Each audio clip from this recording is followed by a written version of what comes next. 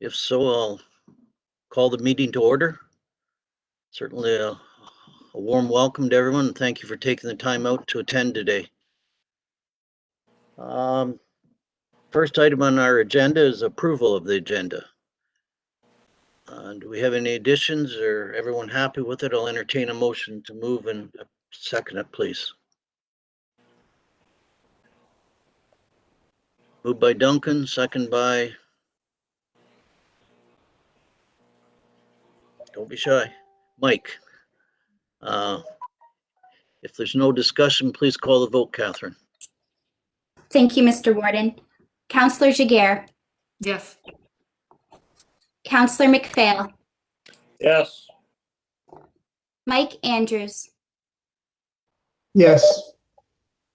Justin Pennings. Yes. Mr. Warden. Yes. 5-0, the motion is carried. Thank you for that.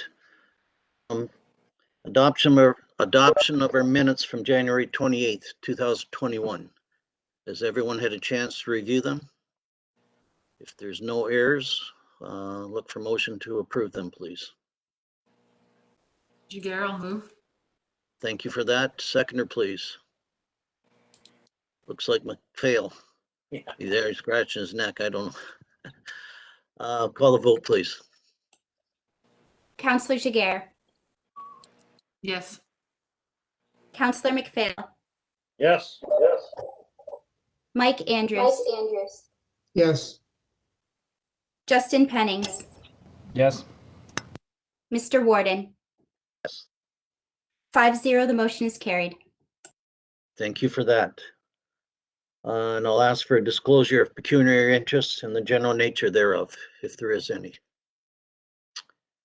And I'm not seeing any hands, so we'll declare that business done.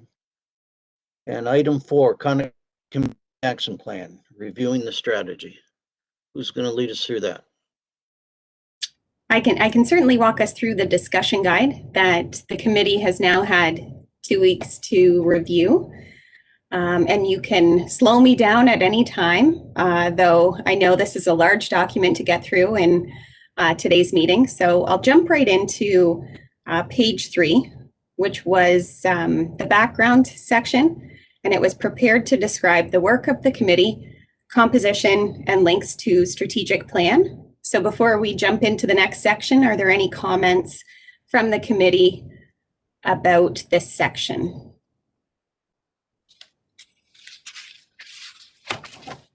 Not hearing any. Great. So we'll move on to page 6, which is part 1. This section seeks to identify the problem, how serious the gap is, uses information and includes information from the surveys that the committee issued. You will note that there is a section for committee follow-up here, and it is a recommendation that the committee consider undertaking a technical assessment of served, unserved, and underserved areas. And I suspect that the committee will be able to build upon much of the work that SWIFT has done and the information they've gathered about Elgin County. So I'll put that out there to the group for feedback at this time.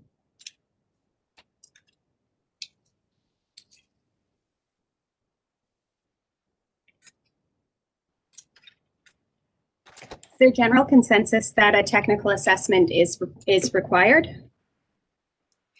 If I may, Mr. Chair, Julie, could you clarify just a little bit in terms of technical, when you say technical assessment? Yeah, so in my opinion, a technical assessment would look like a map of Elgin County that identifies very clearly, like a visual depiction of areas that have great fiber access, Wi-Fi towers. The map would show the infrastructure and would also be able to allow the committee or any prospective ISP installers to look at the map and see the particularly problematic areas, and then the areas that have some service. And then you could use that map to inform any sort of strategy. So that's kind of the technical assessment, or that first layer of kind of visual mapping that I think is required. And if I may follow up, do you think there's additional information we would need to gather, or is it really just assembling a few sources between I can't remember the federal website that has all the dots on it, plus the SWIFT? So do you think we need an assessment, or is this a consolidation of existing data? This is a consolidation of existing data and would involve reaching out to our ISP connections in order to ensure that the information or the plans that they have for current projects is reflected on this map as well. So I think that all of those considerations would form the internal assessment that we would do to create this map. Great. Okay. Thank you. Cecil from Malahide, if I may have a question or maybe a clarification or a point of discussion for later in the discussion. The technical follow-up, I think we might be able to streamline some of it or maybe go a little bit beyond just a combination or an assessment of current data. I know in a number of the discussions, some of the broadband data that is being submitted to us by both SWIFT, the National Broadband Map, et cetera, we know is incorrect based on local sources. I'd like to see maybe not necessarily a road by road analysis, but maybe use the National Broadband Map, and where we know there's obviously incorrect data, potentially approach people on those segments just to verify that what is listed is actually valid. I can think of about 3 roads in Malahide very specifically that are listed as 5010 service that it is nowhere close to that. And that will affect any potential projects that might be listed in the future if we rely solely on that National Broadband Map or what's provided by SWIFT. Yeah, I think, if I may, Mr. Warden, I think that's excellent feedback. And certainly what we could do is reach out to our planning and GIS department and find out kind of what layering of maps is available to us, and then bring that information back to the committee about how we would proceed in that fashion in terms of gathering feedback from local sources about whether the maps are factual. Okay. Okay, so if there's nothing else on page 6, the next committee follow-up section is identified on page 8. And you'll see that recommended follow-up item was to create an inventory of existing infrastructure. Did anyone make any notes about that section? To me, this is part and parcel with the technical assessment. Again, improving we're aware of where it is and how it is.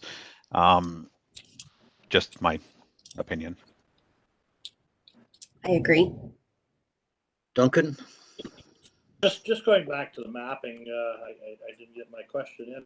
This mapping that we're talking about, is this using existing mapping, or is this something that we are going to create? Julie? Good question, and I don't have that information at this time because we would rely on our GIS technician to advise as to what's the best format. Yes, so I think we would use the existing maps to either overlay on top of them if they were good maps, or create a new map that is a useful tool for the committee. So I'd be happy to follow up with what's possible, but I don't have that information at this time. Just from my own kind of immersion into this, certainly fiber is a very easy component to map. But when you go into the shadowy world of wireless, yes, you have your mapping, but part and parcel of that mapping, another component that's very critical, takes in to one of our biggest drawbacks when it comes to wireless, and that is tree cover.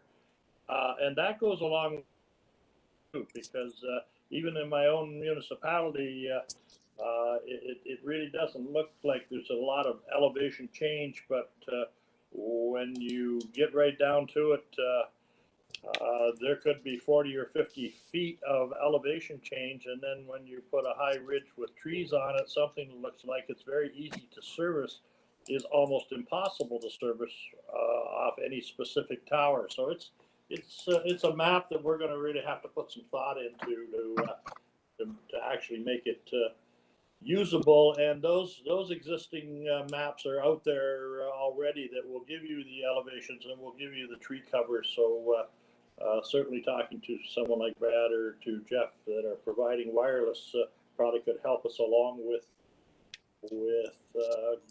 putting some type of mapping plan together that will be helpful to this committee.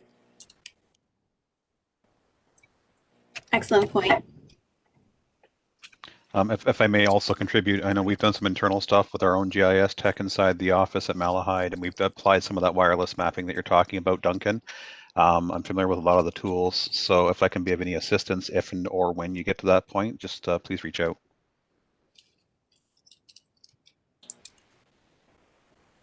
Thank you for that, Cecil.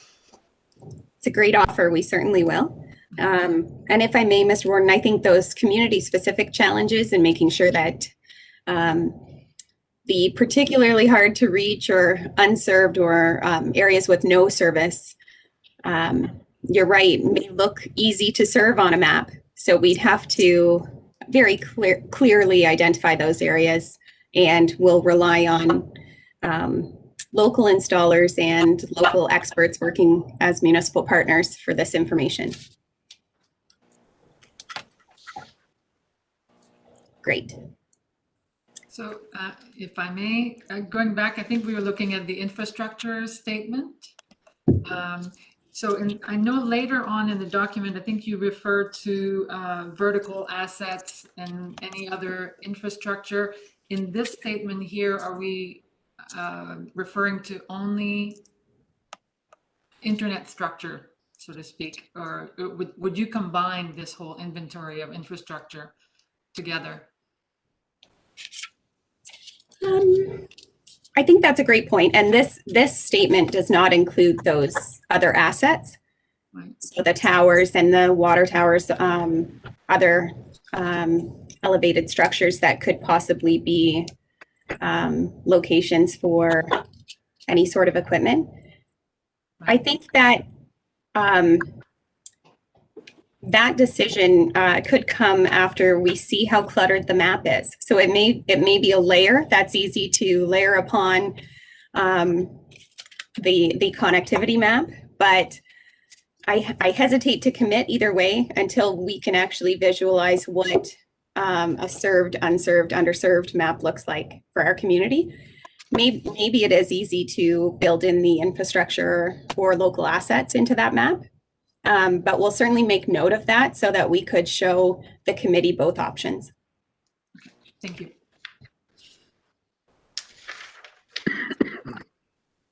Okay, Julie, carry on. Great. So we're still on page 8, and there's another section for committee follow-up, which recommends that ongoing work is required to conduct some assessments. One is demographic needs by municipality, health, education, along with economic challenges and opportunities. So where are developable lands and where might people need more access more urgently than other areas, perhaps when it comes to health and education and emergency preparedness. And here's a section about the assets. So geographical, the government, civic buildings, water towers, transportation networks, and some more information about demographics, labor force. And I think that will all help the committee make an informed decision, but it will also be useful community data to have for any sort of ISP who's interested in installing in certain areas of the county. So they could pull from this information and use it for their applications. As well, complete an inventory of all existing infrastructure and vendor assessment. So we have some of that information now, but it would be useful to compile it into one document and then do some fact checking. And a data-driven needs assessment of gaps in service. So unserved and underserved areas. going back to Councillor McPhail's point, which is while on a map it may look like it's a serviced area or easy to serve area, we need to make sure we have data to drive information to the contrary. So the elevation mapping will be critically important here, as well as community connectivity and service needs. So those are some areas where I think the committee as a whole could benefit from some additional research and assessment. Be happy to take any comments, feedback at this time. Comments or questions to Julie? Please. Yeah, Julie, what's meant by vendor assessment? Are you talking about existing TSPs, or I'm not sure I understand what that means. And maybe it's because it's with the infrastructure inventory and they're not related, and I'm just not following you there. So perhaps they should be separate, Mike. But the vendor assessment, when I put that in there, I just meant a list of available vendors in the area. So, and perhaps what services are available in those communities. So the committee had once mentioned having a vendor list available on our website so community members could access the list if they lived in Dutton Dunwich. They could quickly and easily see, oh, I could contact these 4 service providers and see if we could get service. I absolutely agree they shouldn't be connected. Thanks.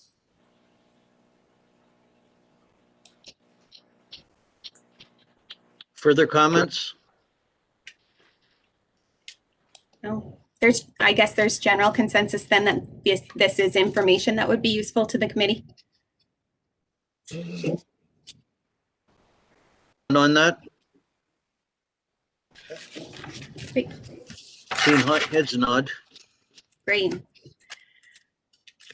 So then if we skip ahead to part 2, which is developing a connectivity strategy, you'll see on page 10 and a couple of pages beyond that, that there's a section about introduction and planning, description of what a connectivity strategy is, importance of engaging the community in this process, and then some specific challenges to connecting Elgin. Any comments on that section? There wasn't a specific committee follow-up, but I'd just like to touch base with the committee to make sure there weren't any errors or omissions in that section.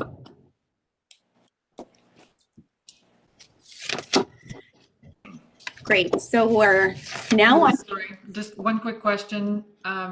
Would you consider farming operations under businesses? Yes, Should it be assumed? Okay.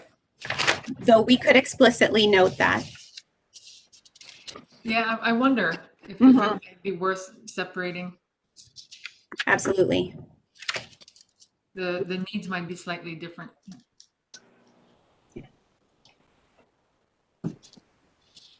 Duncan, comment? Well, just a question. This seems like a monumental task of gathering all this data. Some of it might be readily available. Some of it we'll have to source out. And I'm just wondering, do we currently have the resources to be able to compile all this data across the whole county?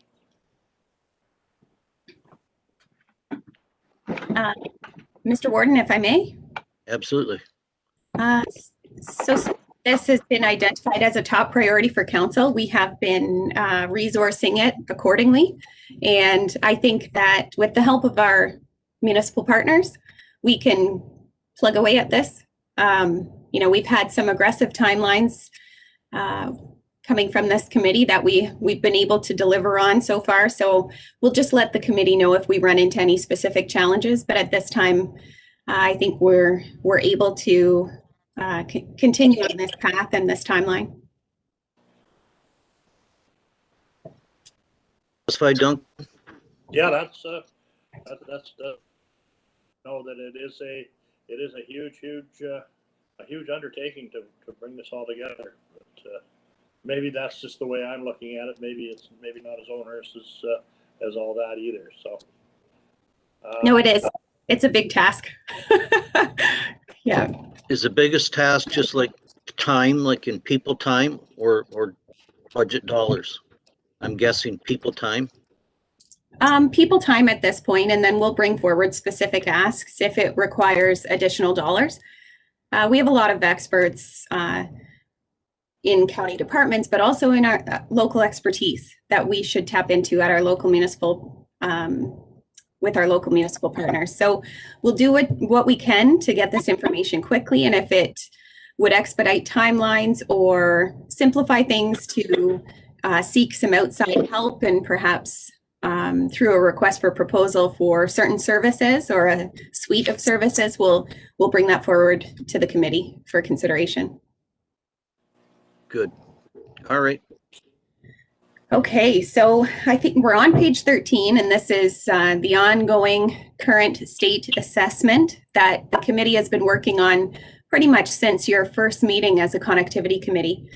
So we've talked extensively now about developing a connectivity map, and the map will have to include SWIFT. It'll also have to include other broadband projects and other planned and funded connectivity projects to ensure there's no duplication of efforts, and also to ensure that ISPs can look at a map and see where they might be able to come up with a business case or do some local installations. So the next committee follow-up item was to organize data, make it all publicly available. So ISPs, key municipal contacts, and other relevant data would be included on perhaps a landing page on the county's website. And the data would include approved SWIFT and other projects that are planned and funded. And we'd have to commit to keeping this information updated. It would also include that inventory of vendors that are available by municipality, and eventually would include the mapping. So it's one spot where we can connect anyone in the community who's either interested in getting connected themselves, where they would have access to the connectivity committee's work, minutes, agendas, and also where ISPs and prospective ISPs could find information that might help them with their applications to senior levels of government or any sort of strategy or program put in place by the county. So one spot to look is what I recommend to the committee. And Mr. Chair, I mean, this could also be a two-way tool where ISPs or the public can provide updates, or as Cecil was referring to, there might be inaccuracies, or so they could interact and provide, as you said, a dynamic location to capture all that information.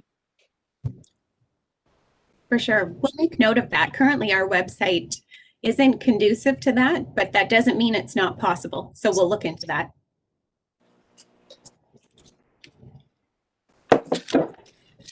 So any other comments about the organization of data, posting it publicly? If not, the next section is to come up with a narrative that could be pulled for use in applications to the Universal Broadband Fund or any other provincial federal funding about Elgin County specifically and each municipality specifically. And included in that narrative could be those hard to reach areas. So someone can copy and paste essentially, and that would help them with their proposals. Any comments on that?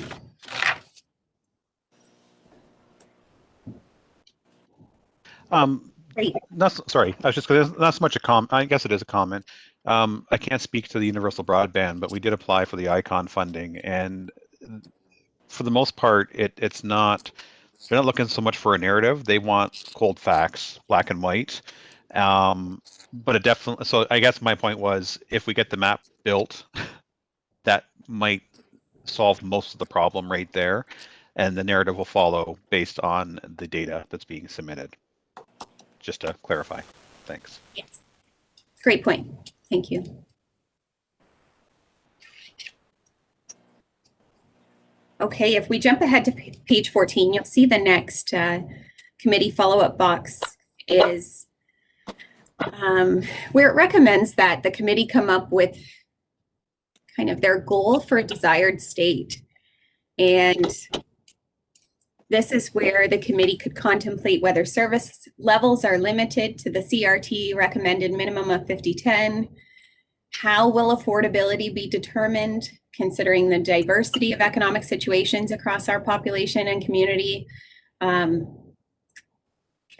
this may be big enough to have a discussion separate from today's discussion, just so we keep things flowing in terms of getting through this document. But defining what the desired state is it 100% connectivity, or is it that connectivity exists for those who are interested, and what is the service level? So this is it's almost like a layered onion where you have to peel back all the layers. There's so many things to consider, but I'd be really interested in hearing anyone's thoughts on kind of what came to mind when you read this follow-up section.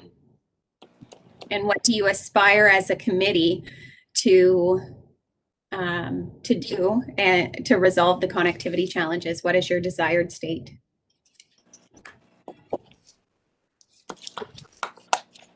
Comments? I'll make one. What jumps right off the page at me is talking about what service levels we should be striving for. And I don't know if people generally understand this, but the CRTC is 50 by 10. That benchmark was established 5 years ago, and it almost is an absolute minimum. Even though I'm sitting here operating on my massive 3 megabit some days DSL service, but I don't think the committee should limit itself going forward to that as the be all to end all, because it certainly isn't. I think even in Swift's Bible, if you will, they talk about 100 megabit service as kind of their benchmark.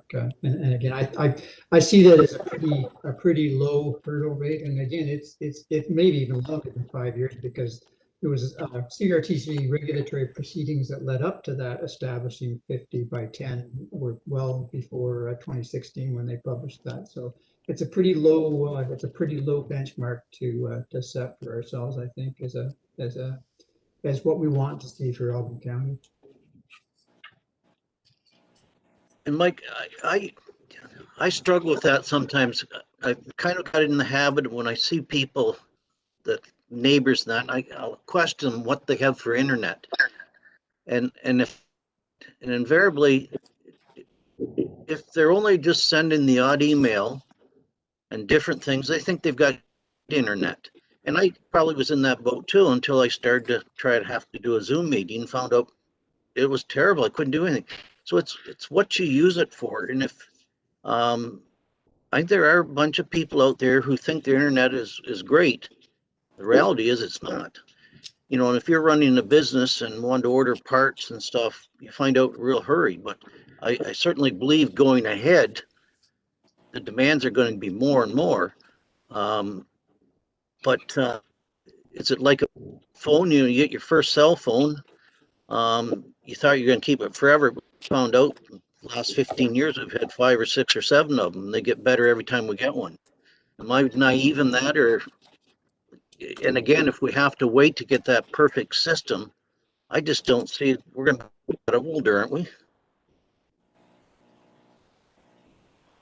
Yeah, I think you make a lot of good points there, and I think the affordability issue comes into that discussion as well, because you're right. For 50 by 10 for my 95-year-old mother-in-law, 50 by 10 would be pretty awesome. I don't think she would ever come close to needing that, and lots of people wouldn't. But it's I like to think about my own daughter who lives around the corner from me. She is teaching from home. Her husband is a teacher as well, and he's teaching at times from home, depending on what the province has dictated. And they have a son at home learning, and they don't have anywhere near 50 by 10, but even if they did, it's still just barely enough to accommodate a house like that. And again, it's just when Dominique mentioned farming a few minutes ago, there's so much more requirement today in farming, and an upload speed of 10 megabit per second could be dramatically affecting a farm's ability to operate, maybe even today, let alone, 2 or 3 years down the road. So Further comments?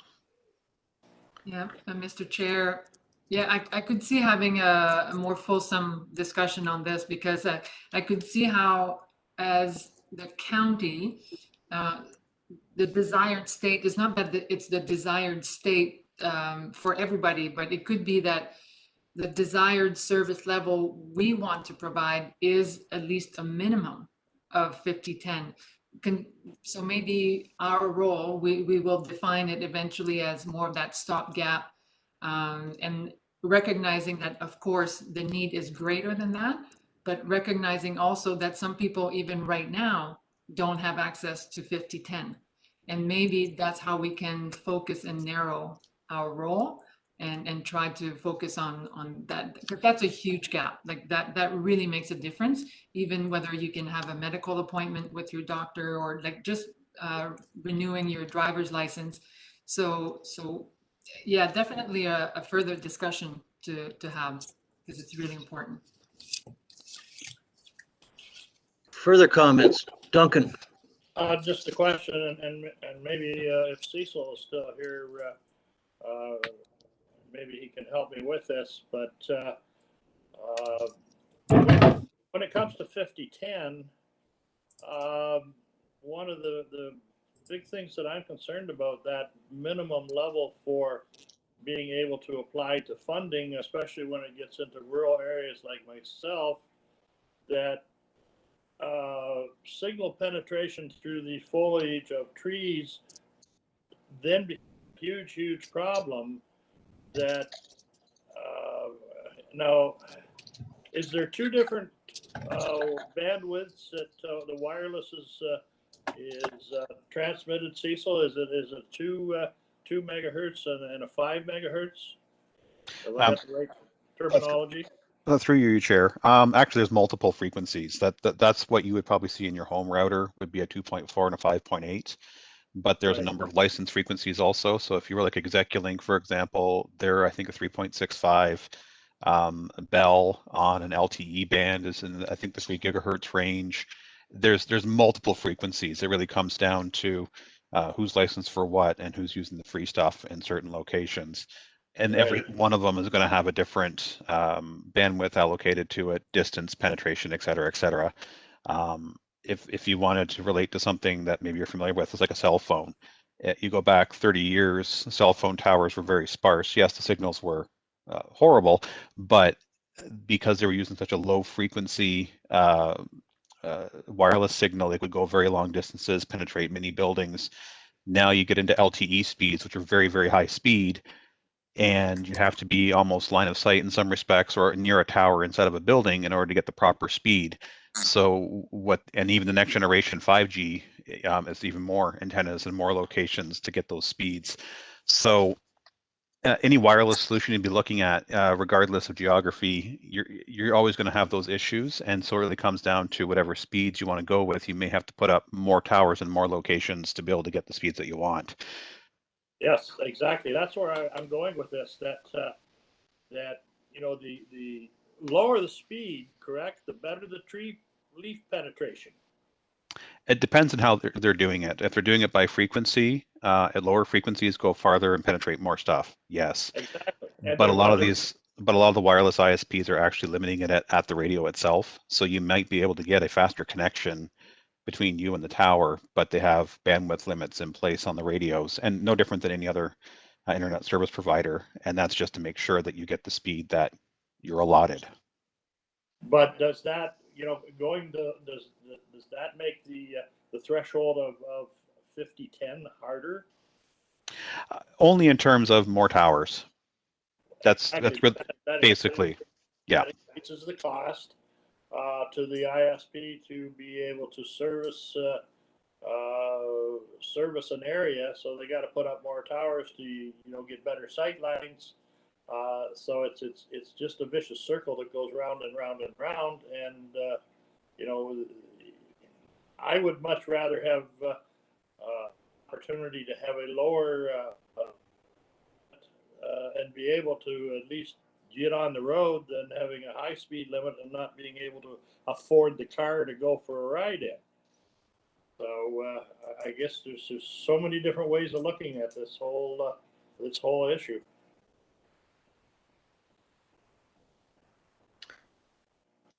A member of Central Elgin Council down on Roberts Line has had terrible time getting any signal, and he got one after about a fourth try, and they ended up getting it to work off a farmer's grain elevator. But it's only going to work for now because when the leaves come out, he's either got to go down and cut some trees down. He probably will, but the challenges are tough, and everyone's different.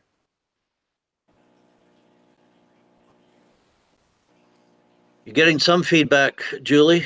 Anyone else got some comments for Julie? Speak up, Justin. How are you doing out in Southwold? I'm doing just fine, Tom. My comment on the 50-10, I know there's probably a certain amount of truth or a lot of truth to the fact that the target really should be higher. However, I agree that, from a point of practicality, it's likely not going to be an achievable target. On top of the fact that if we exist to supplement the SWIFT program at the final mile, we shouldn't have a target higher than the SWIFT program, or it's not gonna mesh very well, right? And I agree with Duncan that if we see an opportunity to serve wide swaths of our area with maybe slightly underperforming signals, I wouldn't be opposed to considering that either, right? It's just how many people can you help, and almost like a triage for us, right? Another kind of related and interesting anecdote.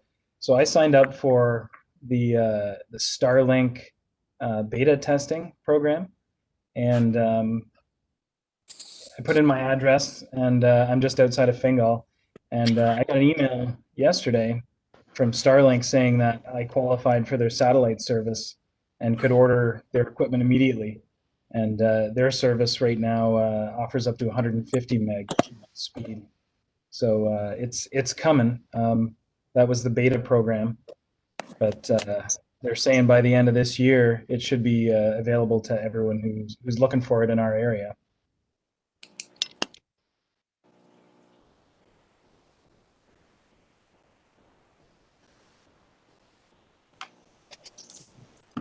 Further comments? Justin, are you saying that may changer or not?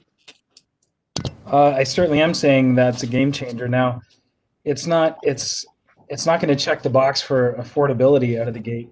The startup cost for Starlink is about $800 per household, and then $130 a month from there on moving forward. But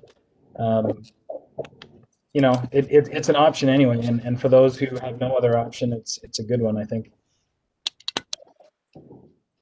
Yeah, and without getting the discussion sidetracked, we'll have to watch the limitations from what I understand, and even from previous satellites. I think there is a capacity issue, even like per satellite. So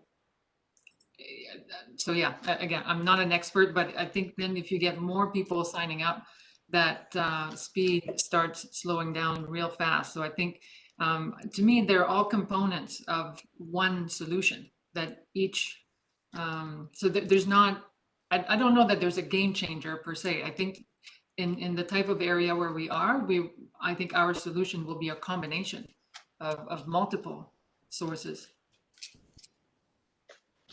Mr. Chair? Yes, go ahead.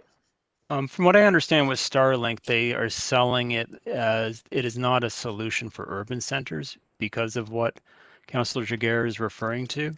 But in rural communities, the density of population is not there that their mesh of satellites would be able to handle the volume. So it does sound like it is very ideally suited to our environment, other than, as Justin pointed out, it's that $800. But when you look at the investment that we're talking about to lay fiber or even towers, an $800 household is not actually that bad of an investment.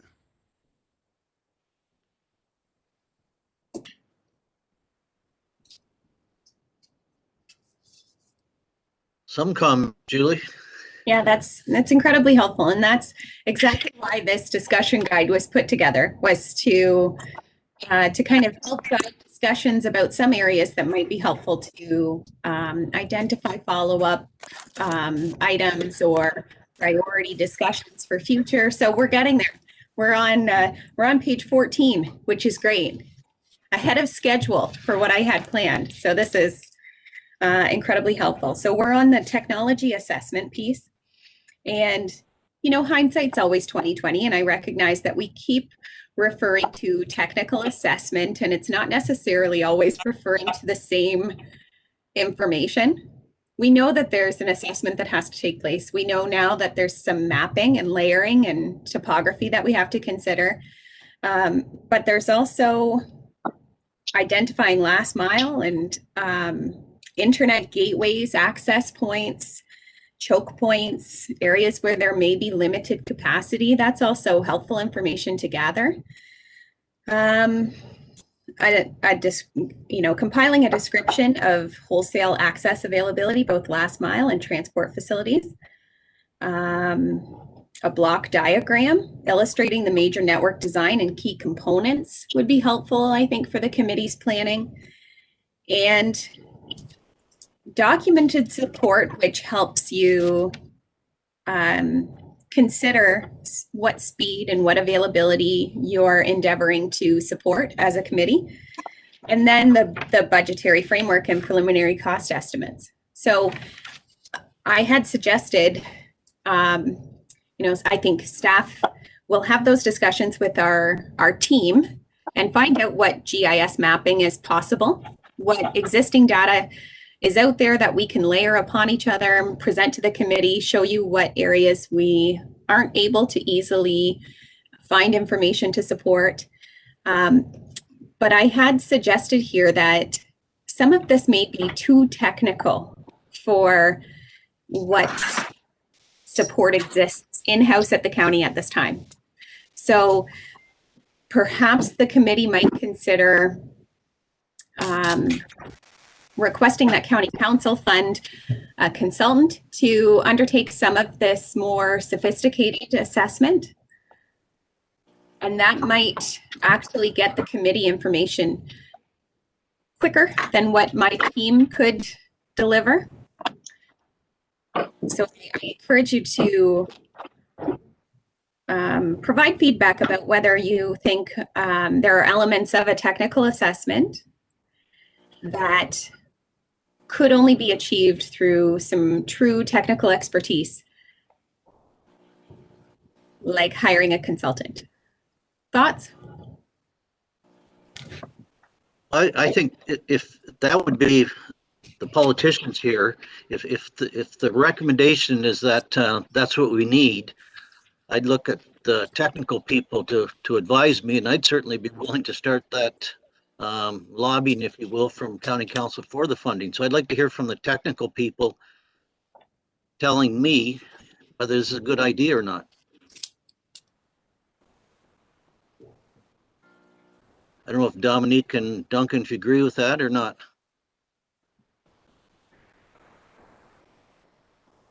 Tom, I have to just add this, that, in the short time that this committee is together, it absolutely amazes me the amount of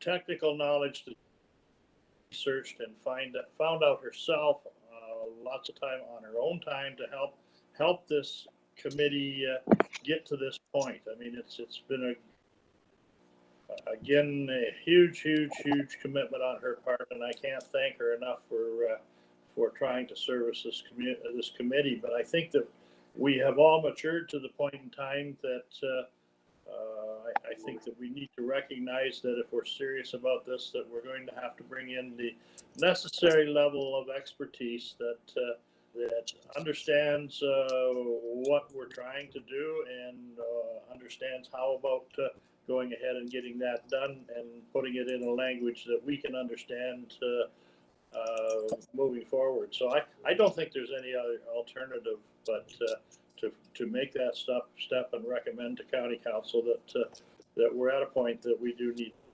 to take the rudder of the ship and guide this, because, you know, at some point in time, the request to Julie, she's going to have to go back to university to get a degree to be able to look at guiding this committee. So I think that there's a better way for us to do it, and I think that that's a great recommendation, Julie. Okay.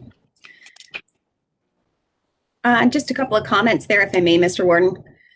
I think Councillor McPhail is exactly right. I can only take us to a place that includes layperson language, and I can't get too technical because that's not my wheelhouse. But I do think that what we could do as your current team supporting the committee is come back to you with a list of things we think we can do and a list of things that we would recommend be considered to be handled by a consultant.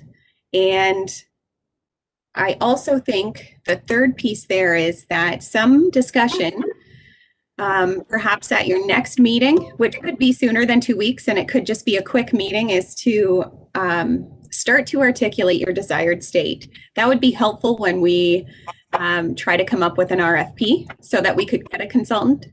So I'd be happy to commit to having those discussions with our GIS team and internal staff to assess our own capacity. Then we'll recommend what we could build upon staff capacity with consultant support for, and then include in the RFP the committee's intent.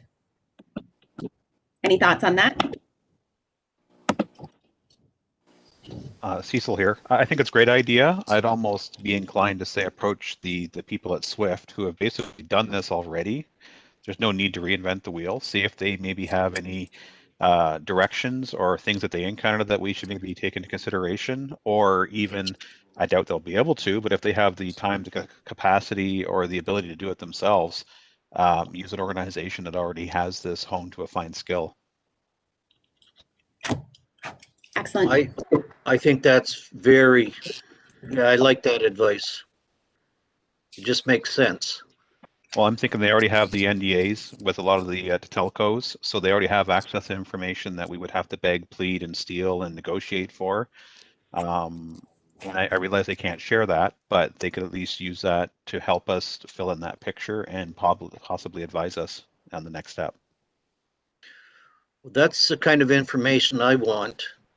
Like I say, I want, if I spend county, I want to make sure it's being spent wisely. At least that's my goal. I'm sure that's the same with Dominique and Duncan, but we need to be sort of steered in the direction and what we need to ask for. So I appreciate that.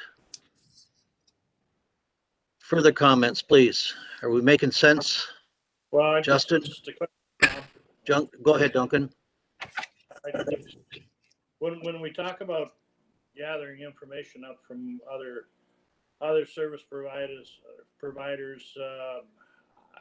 you know, I have found that this is a secret society that we seem to be lurking around in, and again with trying to get information out of Swift, unless they've changed how they proceed. There was a time when the room would be on fire and nobody in Swift would say a word or acknowledge the fact that the fire had broken out. So I don't know how much they will reveal to us is a concern that I've got. It's getting better. Josh, well, we'll probably be spending your tax dollars out of Aylmer. What do you think? Are we headed in the right direction? My connection, yes, my connection. I wanted to touch base with the wire solution. I remember we talked about the fiber. And I just wanted to accompany that we need guarantees that if we have the wired solution, we are going to have the speed required, because distance is already a challenge. The longer you go on copper, always for more than 1 kilometer fluid speed. So I hope the committee will have any company to guarantee that speed. The customer will have Because with fiber you have no problem, but anything other than fiber, you definitely have issues with speed. Thank you. Comments, Justin? Leave this topic. I think we're on the right track, Tom. Thank you. Okay, Julie, next if you want. Sure. So, Tom, if I could just make a quick comment, Oh, sorry. you bet, Mike. Go ahead. Yeah, I think, Julie, your offer of compiling kind of a list of what you believe staff can do and can't do would be extremely helpful. This thing, in my view anyway, has a tendency to become so large, it would be a consultant's dream job, actually, if there isn't a really well-defined scope into what we're after, and that's very controlled. So I think for me anyway, it would be very helpful to see what is within the capabilities, and the time is a big thing too. I think we shouldn't ever, I know it's already been talked about, but just the time to compile some of this stuff. So I'd like to see that list, and then it would be more easily to make it, or better to make an informed decision or comment about what we need in a way of a consultant. I don't doubt that there's a role here for that consultant or technical expert, but I would certainly like to see the scope of it really well defined before we make recommendation to council. Okay, Mike, thanks for that. That appreciate that. Go ahead, Julie. I'd just like to circle back to Mike's comment. I think that's a great task for the committee to do, is to review a preliminary list that we've identified for the scope of the consultants and help refine that. So we'll endeavor to pull that together as quickly as possible and present it back to the committee. So next on in your package, we've jumped ahead to page 16, and I would suggest that the committee follow up in this section was just covered off through the committee's discussion about a consultant. So the next section is vendor assessment, page 17. And we suggest that documentation be prepared and shared as backgrounders and supporting documents in a formal public competitive request for information or request for expressions of interest. So this is in keeping with council's procurement policy. Any comments on that?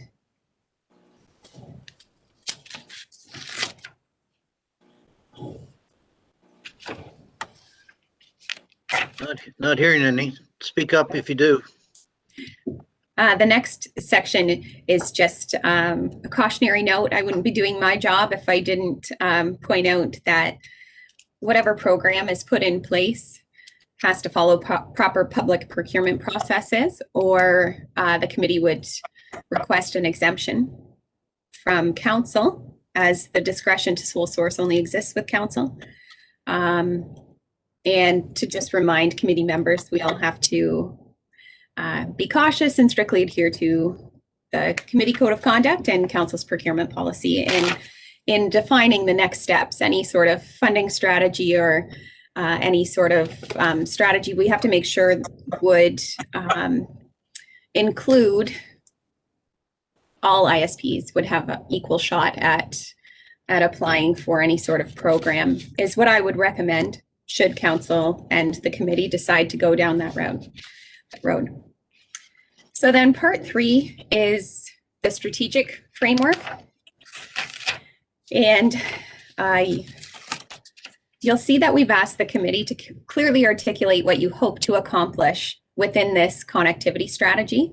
And perhaps we could circle back to that once you have some more information. So once you see some mapping, once you see the scope consultants' work, then you could review the guiding principles that you're following as a committee. And I've included some, but they're really for discussion purposes only. So if any stand out or if any are missing at this time, I'd love to hear from you.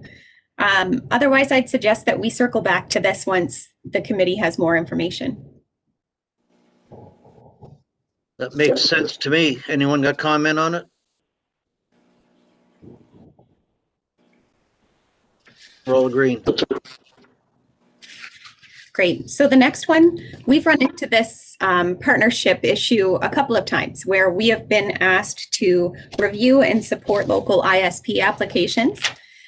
And we brought those forward to the connectivity committee, and then we seem to kind of have an unclear process about who handles what. So from the CAO clerk perspective, I'd like to define what the process is when we receive those requests.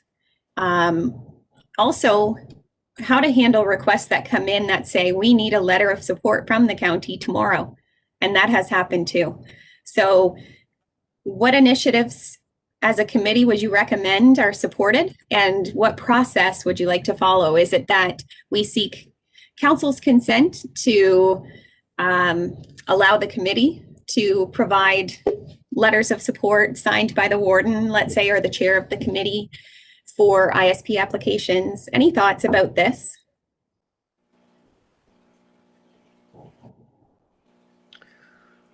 We had the one, Julie, where they literally needed an answer like within 15 hours or something. And I don't like that. And we sent him a message and he made him call me and explain himself.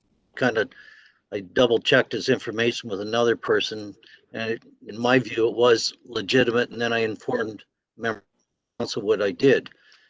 But I prefer it, if it's that important to them, they need to come to the connectivity, us give an opinion, and if necessary, go to council. But it's not always that simple, but a policy would certainly help, I think. I guess I could have said no, and it could actually jeopardize funding for someone that I felt finally after that it was probably legitimate. But other comments from the rest of the council or rest of the committee, please. I guess I'm wondering, when would we not support an application? So I'm trying to go to the other extreme, like what are the risks, and what would be an example of something that would cause us not to write a letter of support?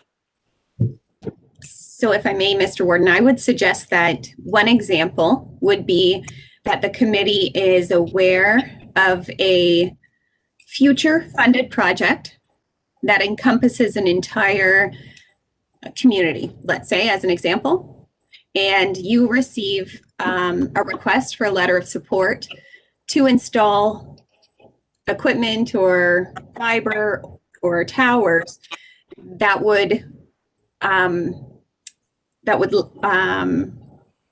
be in that exact same area. So it's unlikely, I think, that the committee would support another application for an area that you are already aware is going to be installed. Something like that. I think there's also risk associated with those really quick timelines that the warden alluded to. So having some guiding principles, knowing what, even if it's kind of in broad strokes, we know that we will support any initiatives that are in areas that do not have planned projects in place. That sort of thing would be helpful. And then clarifying the process, is the committee able to provide a letter, or does it have to go back and forth from the committee to council or vice versa? In which case, what we find is the timelines are too tight. So it would be helpful to either leave it in the hands of council or request that council kind of delegate that role to the committee. Yeah, if I could make a comment, I think it would be, or at least I would hope it would be an extremely rare occasion that the county would not support an application, and not. I wouldn't, Julie. I know that was you were struggling there for an example, maybe of an occasion where county would not support, but I don't see that the county would even be doing itself a service by denying supporting an application that's going to be in a competitive situation with an already funded bill. I think there's safety mechanisms built into the funding programs to make sure that there isn't duplication, and that's why whether it's the province or the feds or the CRTC, I think there's protection there. So I would see very rare occasions where the county would not want to support with a letter. But that being said, I don't want to oversimplify this, but I think it would be pretty simple to create kind of a checkbox list of what we would need to see as a committee to make that recommendation to council, or whether council delegated that authority. Yeah, so that's kind of the way I would approach that, and just off the top, and some of this is built into the funding program as well. But one of the first things is I would want to make sure that these people know what they're doing, so they have a track record, they have experience. I know that's part of the current broadband, and both provincial and federal, but for our own benefit. I'm not sure what some of the other, that would be one of the big ones, of course. I think affordability should come in there as well. Anytime we've had a delegation here, and I think I've asked all of them what the rates were going to be, something like maybe affordability, and knowing what those are.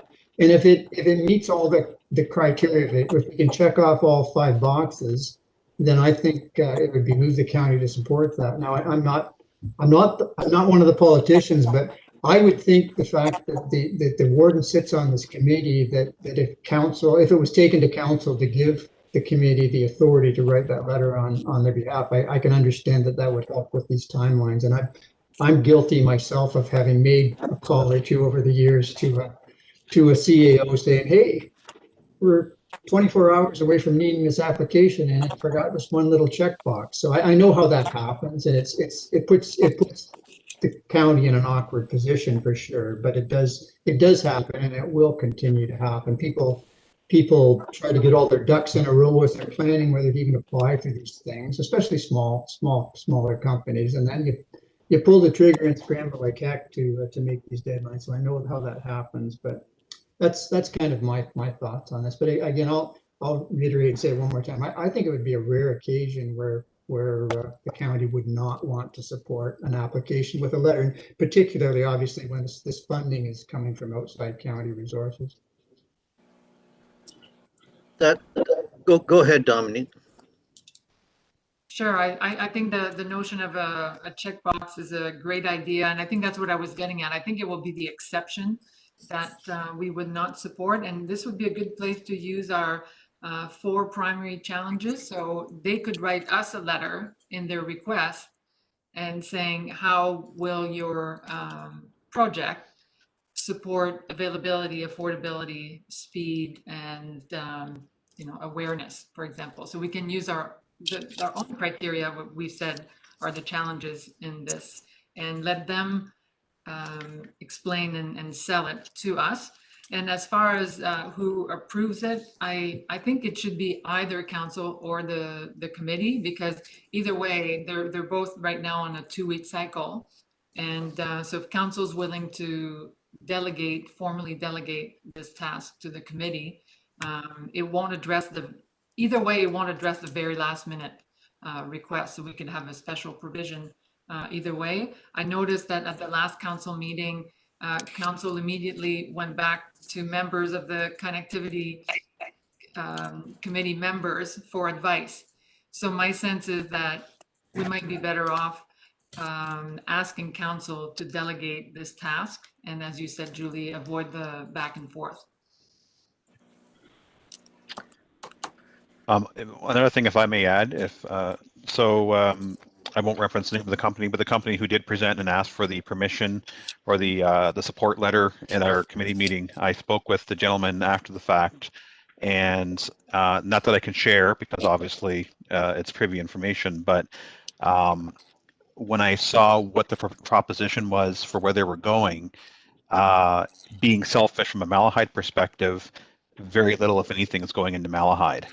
So I'm thinking if it's going to be a county committee or a county council that's going to sign off on this, I think it needs to be examined from what's best for the county and most of the municipalities, as opposed to selective areas that might be easier or more profitable. And I realize it's going to be different depending on the situation and the geographical locations, but it will also become easier if and or when we get our own mapping up to date and we can use the comparative. I think we need to ask from that company privately, maybe a subcommittee or a few technical users to compare what they're planning against what we know is available or what is coming, and then use that also as a criteria to support their project. I hope I made sense on that. Got some heads nodding. I think so. That help, Julie? For sure, yes. So, Mr. Warden, from my experience has been with the, I believe, two requests for support from companies, and you know, I guess maybe I'm a little bit old-fashioned in the fact that someone has come to me asking me for my council support for an initiative. Again, that old-fashioned individual that I am, my question is, well, what's in it for me? And that seems to be where the conversation comes to a halt. There's no more information provided. In fact, I've been told that, well, we can't tell you that. And that I feel, you know, is really unfortunate when we're working as a group here trying to tie the whole county together, that we have a whole lot of different SPs that are out there and they're protecting their own integral work, which I guess is the way they do it, but it certainly makes it hard for a committee like this trying to fill in the holes and tie things together. They're with everybody doing their own thing. So, you know, I'm pretty much straight up front with it. If you can't share what's in it for me, I'm sorry, I'm not putting my name down on a piece of paper supporting your initiative. I hear you. In the case I had, you know, the red flags were there, but we did make him go through some hoops, and in my mind, he just maybe it would have to put on a case-by-case basis, and it sounds like it's a low risk and it doesn't happen too often, so it's not like an everyday occurrence. But I guess carry on, Julie. Great. So the next section is on page 21, and it details a few non-financial strategies, some of which the committee has discussed in the past. But if we went to the committee follow-up section, these are recommended measures to reduce deployment costs, speed up deployment, and reduce barriers to entry. So the committee could support a consistent and streamlined approach to issuing permits. Ensuring the process is timely and efficient will help standardize and streamline construction, installation, maintenance of infrastructure assets. Any thoughts on that one?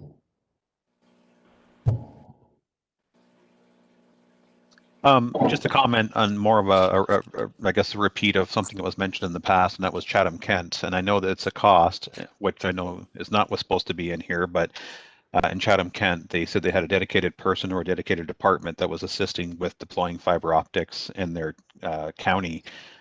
Yes, I know it's a cost borne by the county, but that might be a way to reduce some of these costs. These ISPs who are just a little too small, or you know, only need those one-off crossings or whatever. And maybe if there was a mechanism at the county to assist them, which, I mean, if they're a company and they're in it to make money, they should be able to do that on their own. But sometimes the little guys need a helping hand, I guess, is what I'm trying to say. Julia, I've had a discussion with the county CAOs, the lower tier, suggesting, you know, like maybe helping these smaller ones. I think we discussed things like access to water towers. Is it your opinion that municipalities are seeing the need for helping out, relaxing some rules, or assisting where they can? So I did mention this as directed, but would suggest that I didn't receive feedback either way, and that's likely because it would be a council decision on that. So I planted the seed that this is one way of encouraging ISPs to do local installations. But I have no sense about whether there is interest locally or not. Would it be prudent for the committee, if we felt strongly enough, to, as a connectivity committee, send that opinion to all lower tier municipalities? I think the opportunity to assist for, like, we can't tell them what to do, but we could strongly suggest they need all the help they can, because we have identified this as a huge priority. Comment?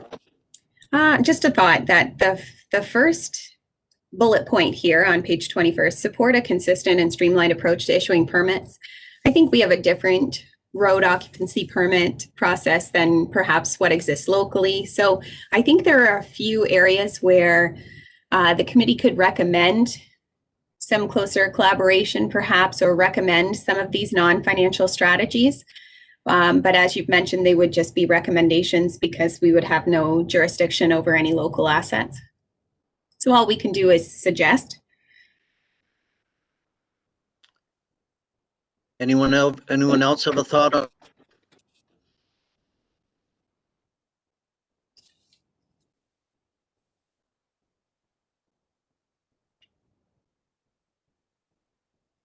Great. So the next bullet is to develop consistent standards of construction for ISPs and telecoms that don't introduce more barriers. And this is one area where I do have to circle back with the county engineer and get some comments there, but be interested in hearing committee feedback on this one.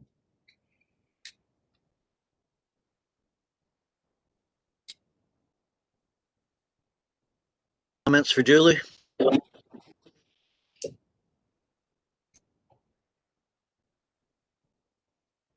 Okay, I'll touch base with the engineer on that one. And then the next one, mandate affordable access to bridges or overpasses for ISPs to attach conduit, ensure new bridge or culvert replacements include communication ducts in design. And again, we asked the engineer to comment and provide a report to the committee about conduit in road reconstruction projects, but didn't ask, I think, specifically about bridges and culvert replacements, which is why I put it in here. But correct me if I'm wrong. We can ask, the question could be asked, like, the county has bridges, but the lower municipality have bridges, and like MTO have bridges. Asking everyone.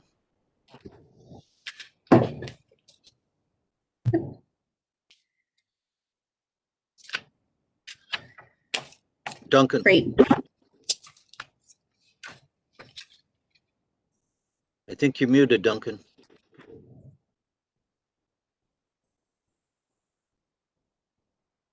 Just in the last couple of years, Packet Works did a very sizable wireless connection in both Dutton, Dunwich, West Lorne and Rodney, and the connecting links in between those municipalities. Would there be any merit in doing a somewhat of an exit interview with Packet Works and ask them what was the experience like working with two lower tier municipalities in Elgin County, and also with the department on the county roads? What was your experience, and what could we possibly do better as a municipality to assist you in putting the fiber in the ground? I don't recall any issues. I certainly know that our locate people were extremely busy trying to keep up with the pace of work that was going on at Packet Works. But I'm just wondering if that's a start to see what changes do we really actually need to make when we have someone that has just recently been through the experience.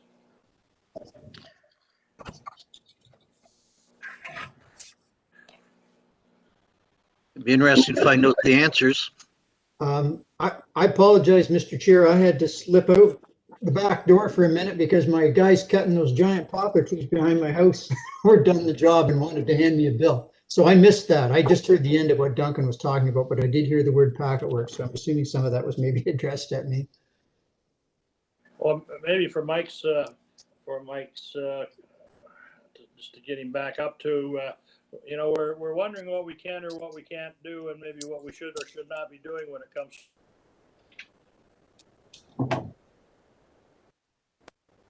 and ISO relations. And we just had that recent experience with Packet Works of going through Dutton Dunwich, through Dutton and West Lorne and Rodney and the interconnection in between. And it's brought into light that Packet Works had to deal with 2 lower tier municipalities and the county of Elgin through the county roads department.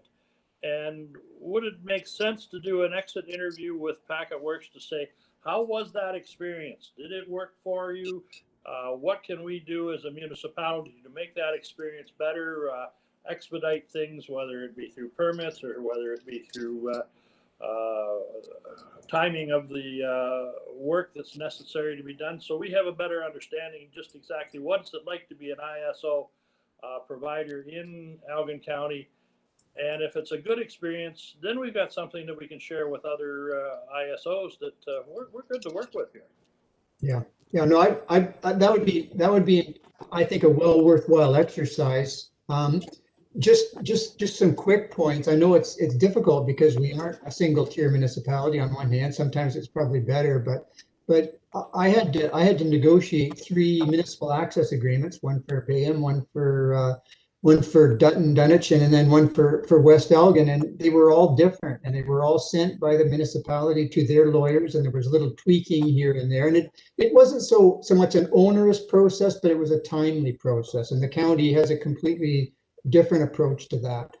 Some of the other differences are standards. I know in the county engineering group, we're looking at 1.5 meter depth of cover on county roads. Well, you can't plow at 1.5 meters. You can only drill, and drilling costs, actually, I think Julie's got that in here. Drilling costs 10 times what it costs for plowing. So those are the kinds of things that could potentially, I suppose, if we could get the cooperation of the lower tiers, kind of harmonize across the county. But I think that would be a worthwhile exercise. It would take much longer than we have here today, perhaps. But I will say that overall, though, and I've worked in many municipalities, both regions and counties and single tiers, and it isn't a bad experience working in Elgin, but it is a little bit more cumbersome experience than maybe it needs to be. And I think there's probably things that we can do to help, but it obviously requires cooperation at both levels of government. But I'd be happy to undertake that exercise at any time. Good to know. Thank you, Mike. Other thoughts for Julie?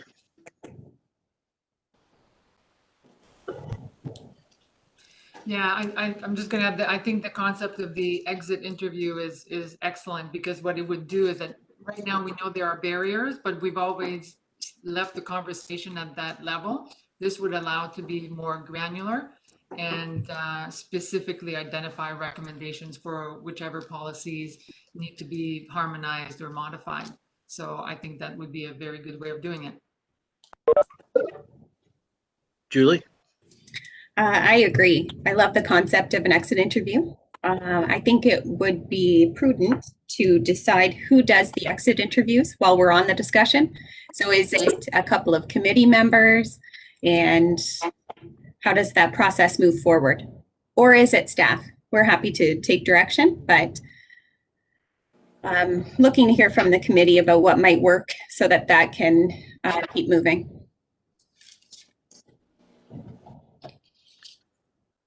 Good question. You'd want some consistency in what questions you ask. You want to find out what you did well and keep doing it, and things you can improve on and improve on them. But I don't know if I'd qualify to ask those things, but certainly there probably are some here on the committee. Other thoughts? Justin?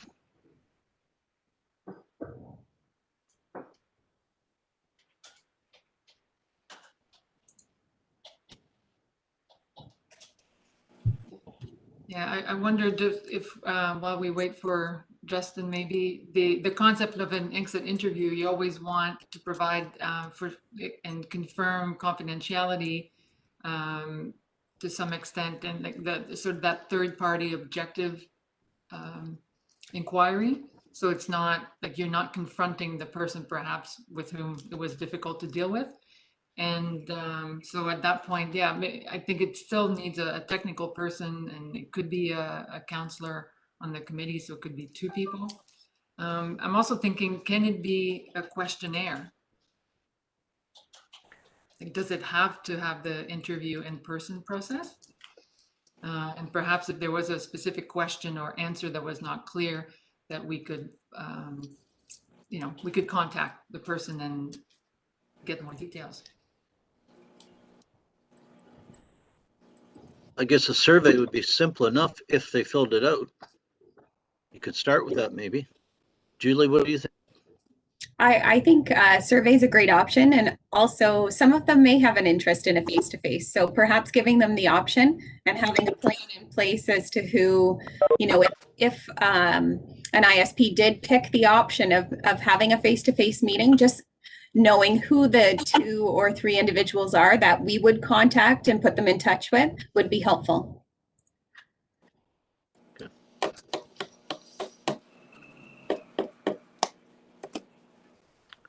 Duncan? And then once we're successful in compiling that information, there's a backside of this whole process too that has to be thought about. And that is, well, okay, as Mike said, that we have to go 1.5 or 1.7 meters with fiber as compared to plowing fiber in the ground. How do we get to understand, and maybe Mike can explain it to me, why the county requested that it had to be directional bore as compared to why putting it in with a plow, which is done in a lot of jurisdictions, why that restriction is in Elgin County. Were you ever given a reason for that, Mike? I'm not, to be honest with you, I can't recall whether I was given a satisfactory reason or not. I know the MTO incorporated that into their requirements a couple of years ago, and it may be a matter of rather than recreate the wheel, the county borrowed MTO. I don't know that. That's a possibility, but certainly none of the lower tiers have that requirement. It's pretty standard to have either anywhere between 3/4 and 1 meter depth in a lateral placement of facilities along the highway. You need to be deeper than that for road crossings because there's potential for road heaving, but it's pretty unusual, except for MTO, to have that 1.5 meter depth requirement. Well, so just getting back to my comment, I think that once this information is kind of gathered up, it's got to be coordinated with the lower tier municipalities and the county to try to come with some kind of consistent policy when it comes to connectivity that would work across the county. So that's another issue at the back end we have to worry about as a committee. Yeah, because I could see the information coming to the committee and us working on recommendations, overall recommendations that we would then communicate to each municipality for their consideration, and could have a discussion and engage with them at that point.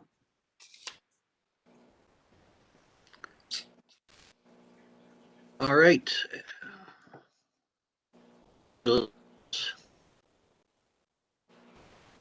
That's great. So I guess we'll pull together a bit of information just to revisit this at the next committee member meeting, perhaps, just to clarify process, discuss what the discussion guide might look like or the questionnaire, and appoint a couple of members who might be able to undertake those meetings or exit interviews. So I think we were on page 22. looking for Carolyn to nod. Okay, haven't lost my spot then. And this was where we talked about leveraging assets that are currently in place. So perhaps identifying what vertical assets exist and providing contact information at this point until we connect more closely with our local municipal partners, but providing contact information about who owns those assets and how ISPs could perhaps leverage those assets in their own installation might be helpful as a first step, but identifying them is key. And another recommendation was perhaps we help facilitate use of those vertical assets in some way. Maybe it's trying to negotiate lease abatements for ISPs on their behalf. Maybe this is something that we just facilitate the connection between the owner and the ISP. So looking for committee input.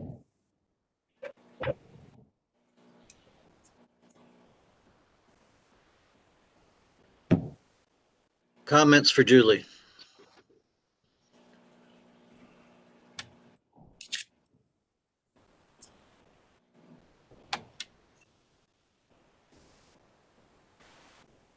Julie, did staff envision farmer silos and private elevator infrastructure in that listing? Or is it strictly more publicly owned water tower, that type of stuff? Yeah, so I would suggest that our first attempt would be to identify public assets, because that would be kind of the low hanging fruit and the easy to do.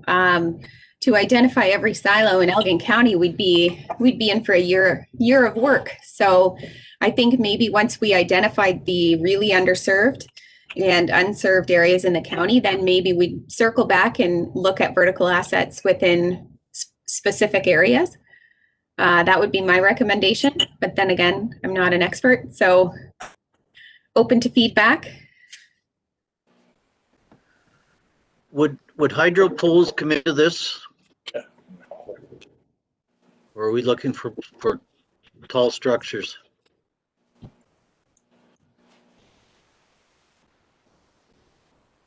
think Duncan has a point. Yeah. Go ahead. Just a couple. I think when it comes to hydro poles, the Ontario Energy Board has put rental rates on the hydro poles to such an exorbitant amount that they're not even feasible to be used for putting fiber up on anymore, is my understanding.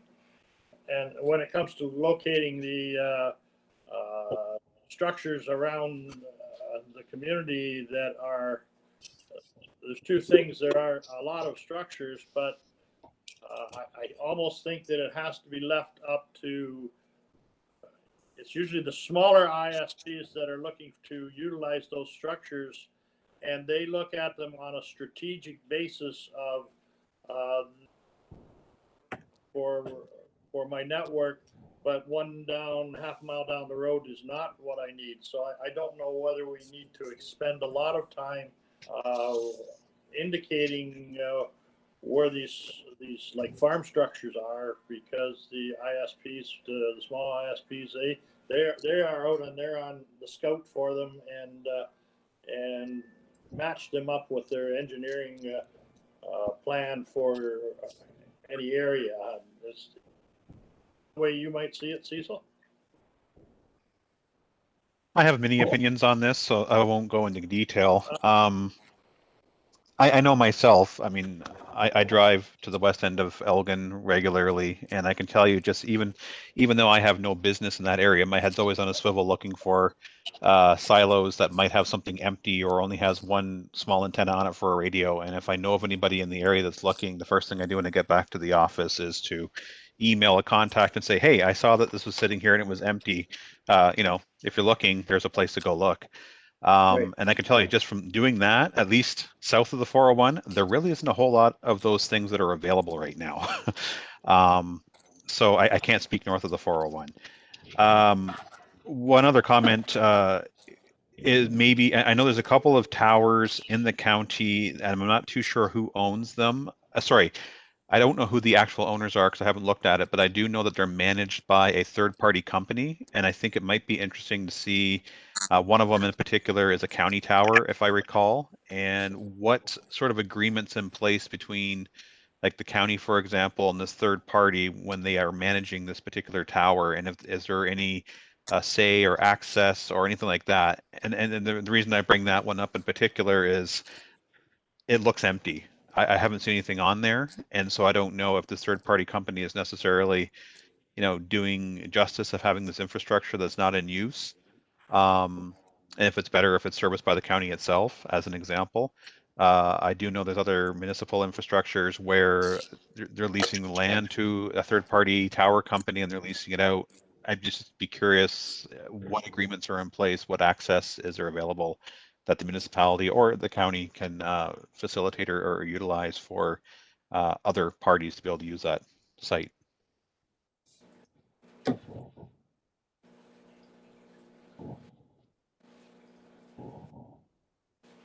Hate to see a tower sitting empty. But does that help, Julie? For sure. And Duncan? I thought that at one point in time, Julie, we did look into the tower at White Station, and if memory serves me correct, that is it not? I was just trying to recall, and I'm hesitant to provide misinformation to the committee, so I can commit to bringing forward information to the next meeting, but I can't remember, but I do recall we pulled all that information and we did this research. So Cecil, it's an excellent point, and we'll bring forward any county-owned assets that can be leveraged for infrastructure expansion to our next meeting. I'm not saying just assets. I was just wondering if there are agreements in place. Was there any flexibility for the county to be able to do, facilitate on behalf of a third party, or if it's strictly managed by the company that is leasing it, or whatever the case is, then that's good to know too, because that's a limitation, right? And then that goes back to the county or the municipality facilitating that connection between a third party WISP and whatever the case is. By the same terms, those same companies have other sites in the municipality and across the county. It might be worth just engaging them. I know you said public assets to begin with, but secondary assets that they have sites that they operate, maybe they're not fully utilized, and maybe they're willing to share that information with us, which I know is part of an earlier conversation, but I thought I'd put that out there too. Yeah, for sure. For sure. I can't recall, but I will look into it and provide more information to the committee. Thank you. Ready to move on, Mr. Warden? I think so. Okay, so the next one we have talked about before, which is explore whether to lay fiber conduits while road work is underway. And we could circle back and review information provided by the county engineer, solicit more information from the county engineer. Or maybe there is no committee interest in pursuing this further based on some information received from Brian Lima. So just like to be able to close the loop on this one.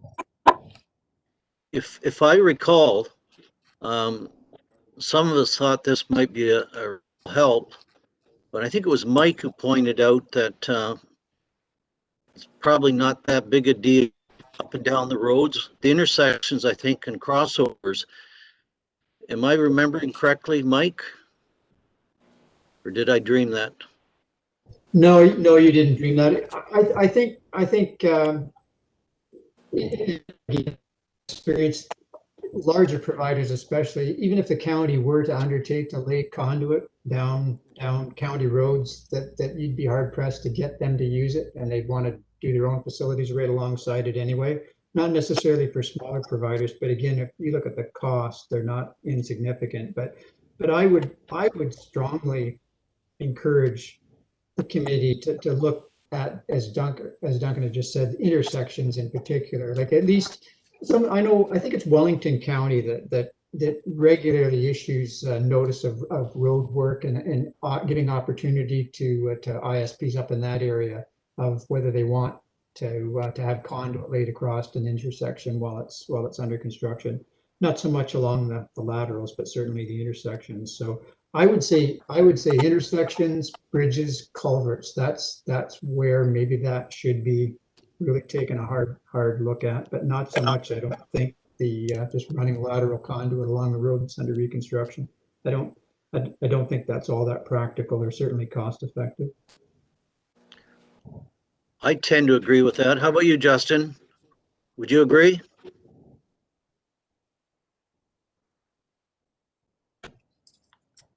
Have we lost Justin? Anyone else got an opinion whether that makes sense? Sorry, my mic was off. Oh, Yes, I agree. okay. If we get enough heads nodding, we can probably close loop, Julie. Yes, I would just like to clarify, if you could, Mike, when Wellington County provides a notice of road work or on the intersection, they put a call out to ISPs to install the conduit, or is it an expression of interest, or what is their process? Do you know? I think generally speaking, their planning process, and I know that they've contacted us on a number of occasions when this happens, and they'll actually incorporate the placement of that conduit in the general contract before it's awarded, so that it's part of the actual road work. So it's not the ISP going in and installing pipe, it's the whoever's awarded the contract for that intersection.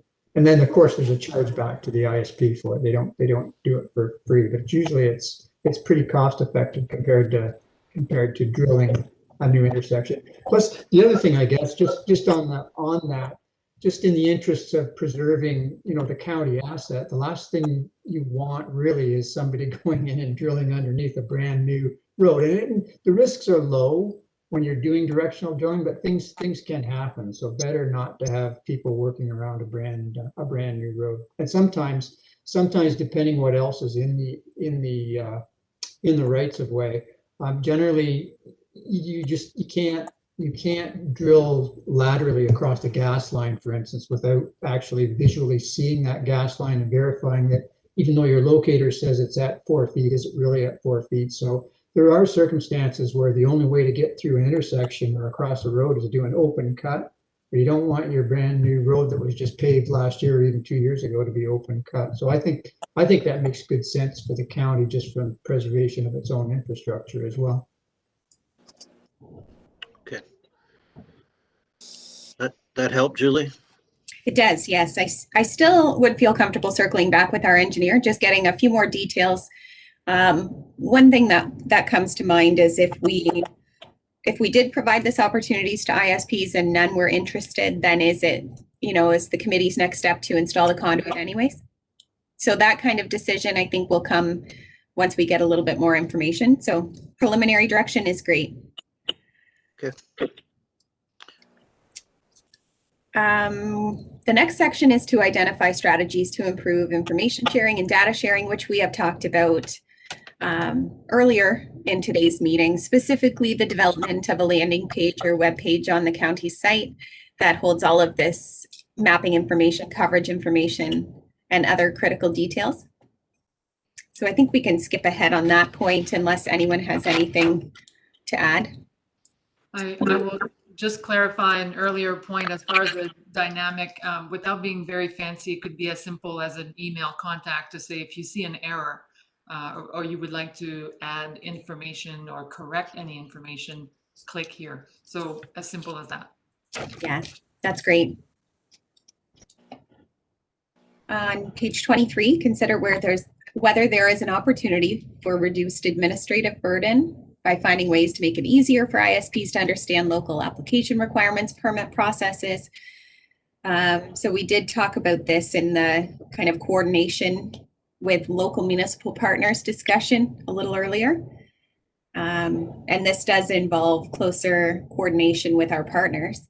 And the committee will recall that, or maybe it was council who might recall, the councillors on the committee, that when this committee was established, there was some discussion about leaving the opportunity open for local municipal partners to be part of this committee.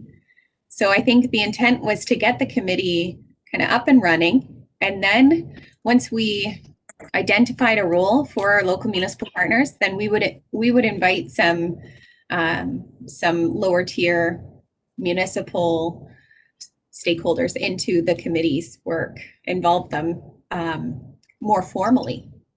So I just plant that seed to keep in mind as a committee that that opportunity exists in terms of membership. If we get to a point where, you know, it'd be helpful to expand the committee and have more voices around the table, some more local expertise. So that would help with reducing administrative burden, I think. This is also something that I can have discussions with my partner CAOs across the county at upcoming meetings. And then from a county's perspective, I think it will be critical to establish a single point of contact that will work with the telecoms. Right now, there's some confusion about who they would call. Do they call the engineer? Well, they need a road maintenance, or they need a road user agreement. So, or do they call the county solicitor? Because we've had some call the solicitor. We've had some call CAO. So I do think when we have a director of IT in place, it would ideally be that person as the primary point of contact for local ISPs. Tracking success. So I think should a funding program be put in place by the committee and by extension council, it's just a reminder that it's important to track the success of that investment for the purposes of accountability and transparency. So you'd like the public to be able to see the return on their investment. So page 24, we start to contemplate funding and a county funded program. And, you know, there's some cautionary messages about avoiding bonusing and being in contravention of the Municipal Act. But I might suggest that contemplating whether or not to put in place a funding program is maybe maybe getting a little ahead of ourselves at this point until we have concrete information that we can use to inform a strategy. But I'm open to feedback on that. I may be alone in this suggestion here, but I feel like there's a lot of information about what areas are unserved, what solutions might work, what the overall desired state is that the committee hopes to accomplish through this strategy. So those elements to me are kind of they would form the basis for whatever strategy or funded or not funded strategy comes after. But of course, I am open to any feedback on this. Questions, comments for Julie? Dominique, go ahead.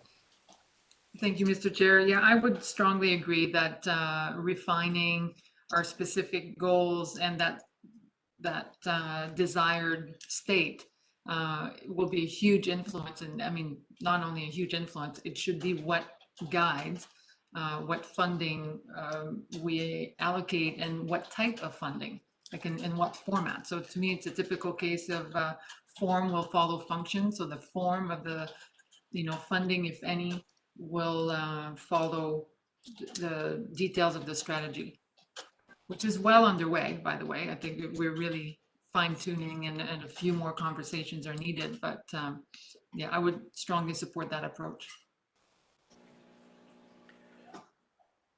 I would echo that for sure. I think we're putting the cart before the horse to really start having any serious discussions about a county funding mechanism. I've seen a couple of instances in the last year or two that a municipality will issue RFPs hinting about a funding mechanism, but it's undefined, and the RFP is so broad that I've read them and thought, well, how can I respond to any of this? Because I don't, first of all, know what you're asking, and I think it's a matter of the municipality doesn't know what it's asking either, and they've kind of really put the cart before the horse again, not to use that hackneyed expression. But I totally agree with Dominique and Julie on that. Further comments?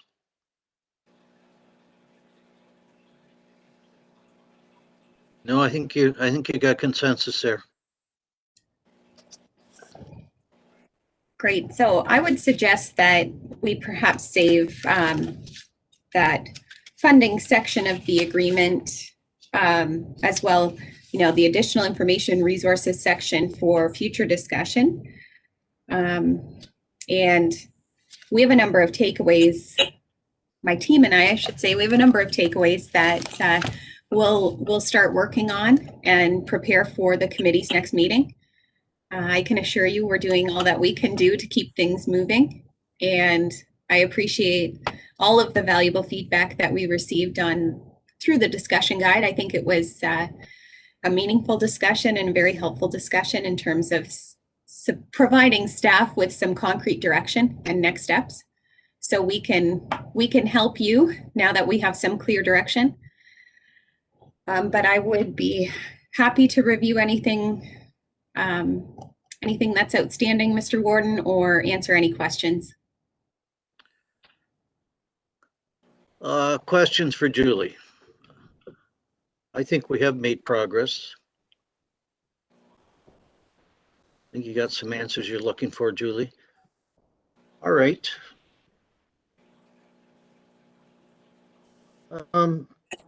What else we got?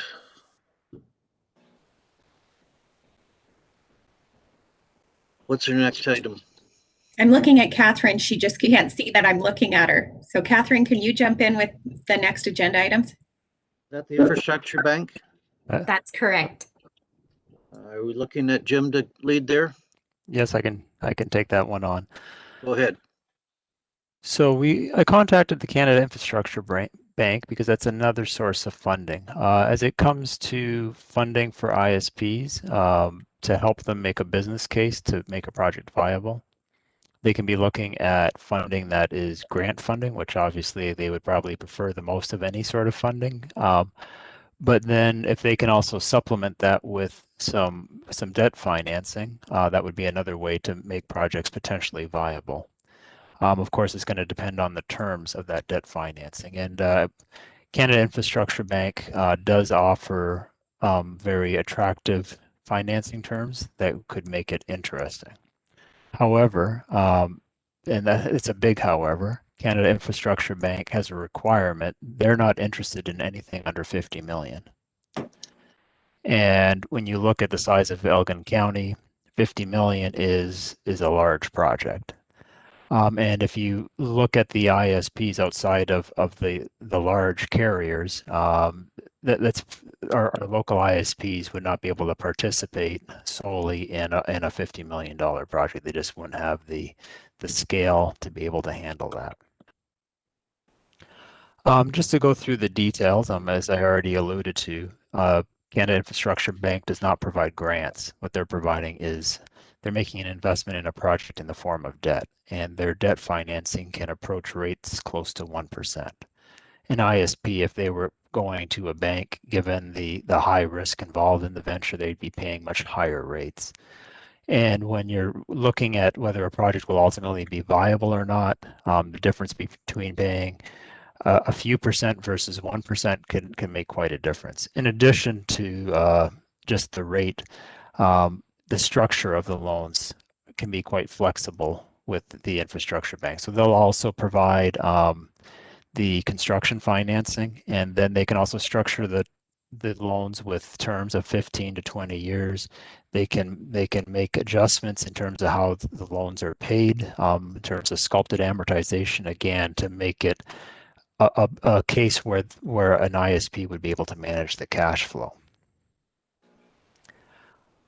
Again, where this becomes a bit of a sticking point for many ISPs, and I think we've heard it from some presentations we've had in past meetings from ISPs in terms of the money that they have available, and that's brings us to the sticking point with Canada Infrastructure Bank. They're looking, which is not unexpected from anybody lending money, they're looking to have the company put up equity up against their loan. And what Canada Infrastructure Bank is looking for is $1 net of grants So $1 of an ISP's own money for every dollar that the CIB puts in for financing.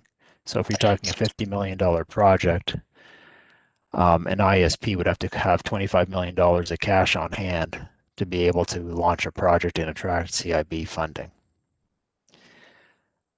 So if a single ISP other than the big carriers would not be able to do this, then it looks like it would require a consortium of local ISPs to make this work. And the question would be is, can the county in some way, shape, or form play a role in helping bring together and facilitating discussions between ISPs to create a consortium? Canada Infrastructure Bank doesn't do a lot of work with consortiums, but they have, as an example, they did a project for Mackenzie Valley Fiber. It was a special purpose vehicle that was put together to put in fiber from Fort Smith to Nunavik.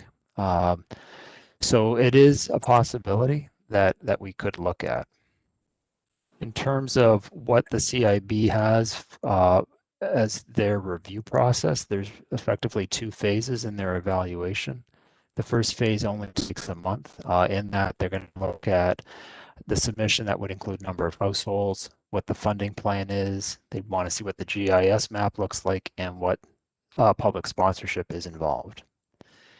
Once you clear that the hurdle of the first phase, then you go on to phase 2. That takes about 2 to 4 months, and that's where they do their due diligence. The due diligence involves everything from financial modeling to make sure that the cash flows for the ISP will actually work. They review the construction and operations approaches to make sure that they believe it's viable. And then they also look at any environmental concerns. So what they're bringing to the table then as well is a bit of expertise, so that it's not just then our views of whether a project is viable or not. They have a dedicated team that does nothing but broadband projects, so they're bringing that expertise to the table to make sure that the program being put together is viable, and they'd be offering not only, it sounds like they would be offering advice as well as obviously in the second phase they'd be scoring to determine if it even goes forward. So in conclusion, I guess the outcome of this is that there's the potential to get some low cost debt financing to put forward a rather large scale project in the scale of about $50 million. And the upside of that is that would address a good portion of our broadband needs in the county, as opposed to just doing little micro projects that are just getting a few households at a time. But there's obviously a lot of complexity involved in trying to put together a consortium. Getting all these players to work together is not going to be an easy task. So perhaps as a next step, if there's any interest in this at all, would be to bring James Wan into a future meeting to do a presentation for us. I should also note that I was able to make contact. They also were very difficult to reach, and I was able to make contact through a consultant, a local consultant here who works with Canada Infrastructure Bank, Aaron Berg. So I just wanted to put out a thank you to him for helping facilitate the meeting. So back to you, Mr. Ward. I'm just appreciate the information, Jim. What thoughts? That's a lot, 50 million. How big is that? Something that we'd have to partner with another county or 3 counties? Or is there? How would you tackle it? It could certainly spanning counties would be a great idea, as well as then it's going to likely have to span also multiple ISPs as well, even within a county, to be able to pull it together, unless you can get a Rogers or a Bell to come and participate, but they probably have their own plans and aren't going to want to be a team player on a project with Elgin County, would be my guess. So you're going to have to try and pull together local ISPs, and crossing county borders is probably going to be a requirement.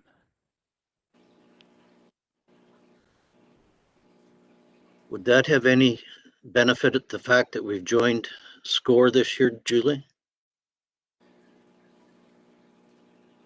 I'm not sure. It's worth having the discussions and exploring this for sure. I can say that when the when council was interested in establishing a connectivity committee, we're fairly unique in our immediate area.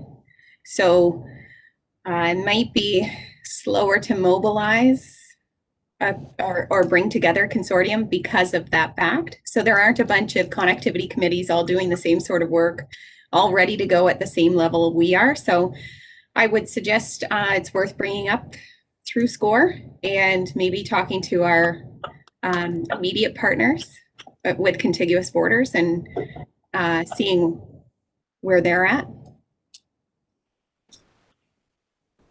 Questions for Jim? Thoughts, comments? Jim, I met with, I think it might have been James himself, actually, from the Infrastructure Bank following, I think it was the very first broadband conference that Amadeo put on up there in North Bay. And they admitted at the time anyway that they actually had undertaken a project or two more in the $10 million range. Now it wasn't broadband. It was wastewater or sewer construction or something. I don't remember where that was, but I wonder if that 50 million is an absolute minimum, because at that time he seemed to they were pushing towards the 50 million in the discussion as well, but they seemed to think at that time anyway that there might be opportunity to look at a lower number. That's a question, but I'll make a comment too, and I'm not to suggest that there isn't some ISP out there that would be willing to look at something like this. But when I look at dollar for dollar funding, the state that I see that we're in Elgin County at the current time, all of the larger built up areas or built up communities in this county are already served.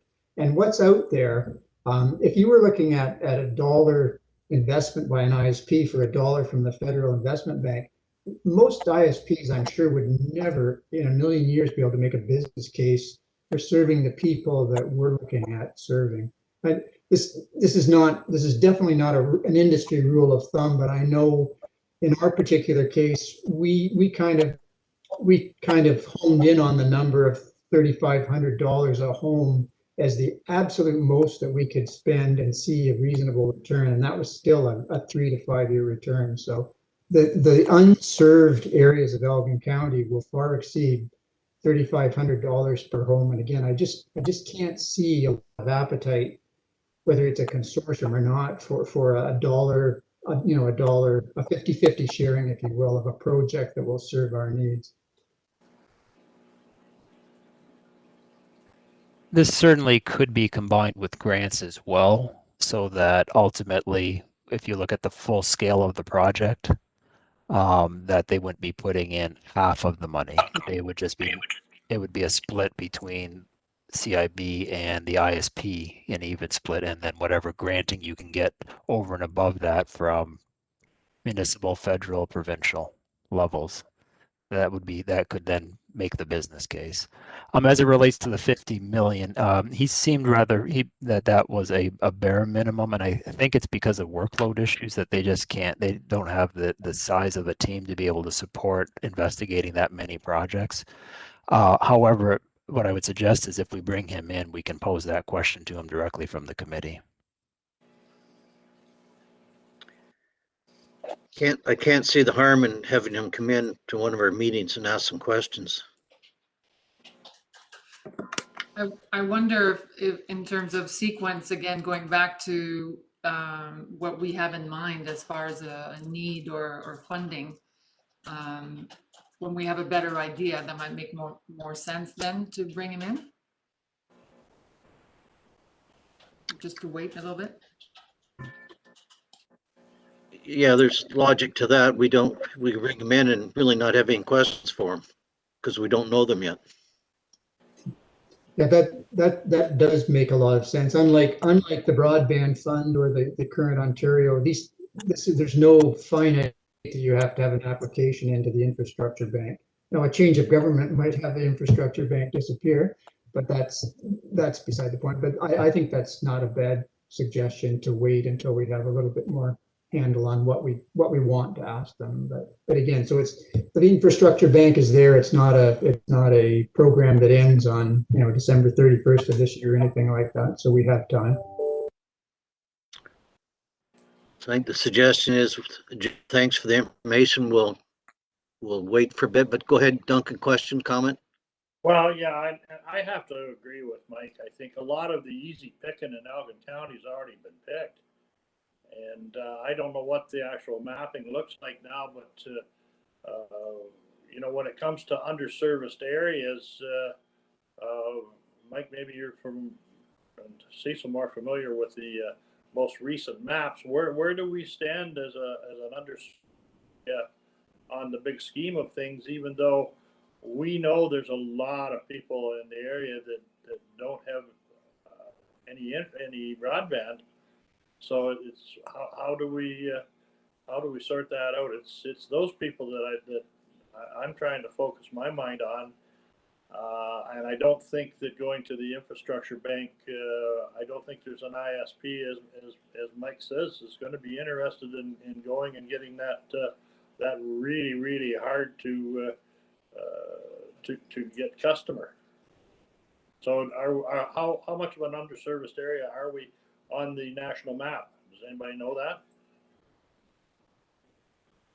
It wouldn't take much for me to figure it out, but both yourself and Mike have sort of alluded to it. The easy pickings have been done. Northern Frontenac Telecom and Packet Works, the same thing in the West End, and I'm sure Mike can't really say that's not the case. They went after sort of the easy targets there. It wouldn't take long to figure it out. If you wanted like an actual parcel count, we could break it down to residential versus farm versus commercial. It wouldn't take that long to figure it out.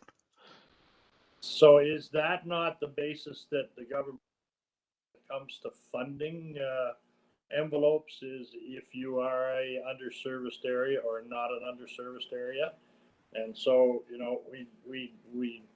we need to have that information just to know how big an animal that we're up against, because without upper levels of funding, we're going to have to figure out another way of doing it, and we need to figure it out later.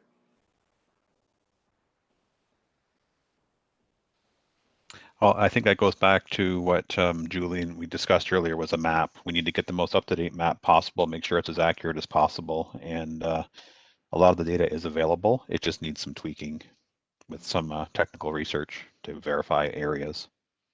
But I don't think it was something that would take a terribly long time, especially if we can engage the local municipal partners, the lower tiers, the people who have the knowledge or are on the ground talking to people. We could fill that in pretty quickly.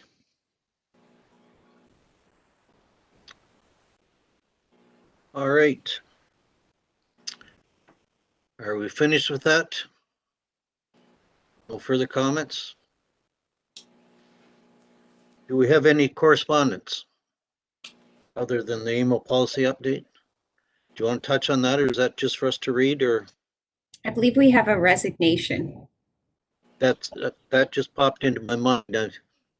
Sean Southern sent a letter, and he's moving. It's a loss, but long commute. I think he's moved to Sarnia, but we certainly will need a motion to receive that, except I assume with regret. So I'd entertain a motion for that. I can move. Pennings. You, seconder? I'll second that. All right. I'll make sure Lev goes out thanking Sean for what he did for us, and it's understandable, but it's a loss. But I guess we better call vote, hadn't we? Catherine? Thank you, Please. Mr. Ward. Thank you, Mr. Warden. Councillor Jiguer, Yes. Councillor McPhail, Yes. Mike Andrews, Yes. Justin Pennings, Yes. Joshua Kiria,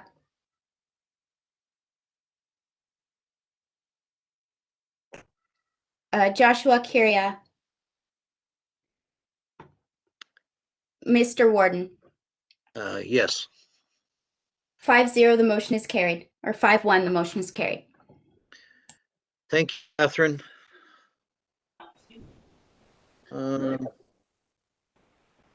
Yes. Date of next meeting. Are we still on the 2-week cycle, or is that too soon, Julie? No, we're happy to call a meeting or arrange for a meeting at the committee's discretion. And we'll bring forward as much information as we possibly can. I've identified 7 areas for follow-up. So I'm sure some of those 7 areas will have information to present on. So. All right. 2 weeks today at 2 o'clock work for everyone, hopefully? Keep on the same pattern? For some of us, it's a best guess, but we'll try for it. I want to thank everyone. I think we did cover a lot today and have some of the answers anyway. I want to thank staff. I know a lot of work was on in between our 2-week meetings, and appreciate it. Shout out to them. If there's further for today, I will ask for a mover and we can adjourn. Elgin and Dominique. Catherine, one more time. Thank you, Mr. Warden. Councillor Jiguer, Yes. Councillor McPhail, Yes. Mike Andrews, Yes. Justin Pennings, Yes. Joshua Curia, Yes. Mr. Yes. Warden. All right. 6-0, the motion is carried. Thanks, everybody. Stay safe. Thank you. Thank you.